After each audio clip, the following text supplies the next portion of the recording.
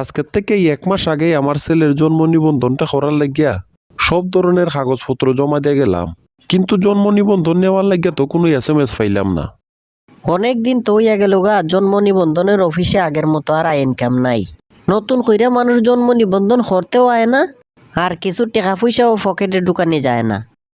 আগে জন্ম নিবন্ধন বানাইতে গিয়া অফিসের এক মাথার থেকে আরেক মাথায় দৌড়াদৌড়ি করা লাগতো, কিন্তু এখন তো দেখা যায় অফিসের সব রুমই খালি, বাড়তি টাকা নেওয়ারও অফিসার নাই।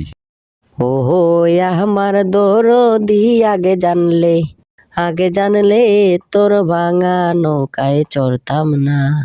এই যে ভাই, আমার ছেলের জন্ম নিবন্ধনটা কি হইছে?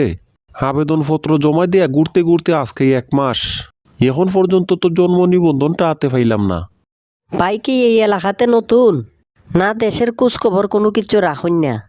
আপনাদের দেখতে তো এমনই মনে হইতাছে আমার। হতা কি সঠিক কইলাম না কোনো ভুল আছে? আর আমি এলাকাতে নতুন হইতাম কোন কারণে? আর জন্ম নিবন্ধনের সাথে নতুন আর পুরাতনের সম্পর্ক কিটা?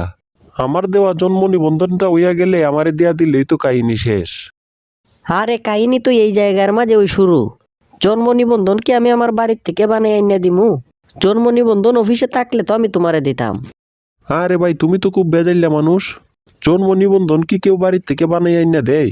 এইটা যেহেতু একটা পৌরসভার অফিস, এই অফিস থেকেও তুই জন্ম নিবন্ধন কার্ড বানাইয়া দেওয়া হয়। আরে ভাই, এই অফিস তো আর আগের অফিসের মতো নাই। বর্তমানে সব উপজেলা চেয়ারম্যান সহ সব ধরনের মেয়রে অপসারণ করা হয়েছে। এই কারণে বর্তমানে জন্ম নিবন্ধন কার্ড দেওয়া বন্ধ আছে। হ্যাঁ, এটা কি কোনো কথা হইল?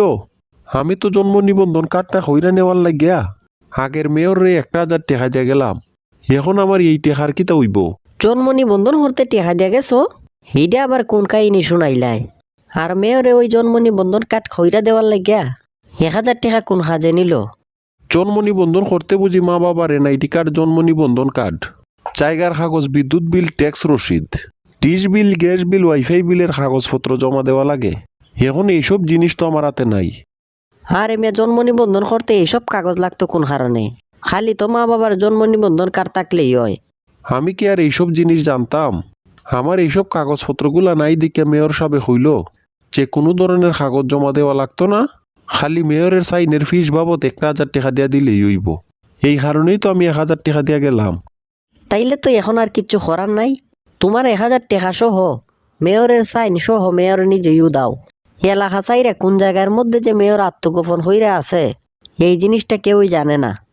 হায় হায় রে, তাইলে তো আমার জন্ম নিবন্ধনও পাওয়া হইল না, আর 1,000 টাকাও ফেরত পাওয়া হইল না।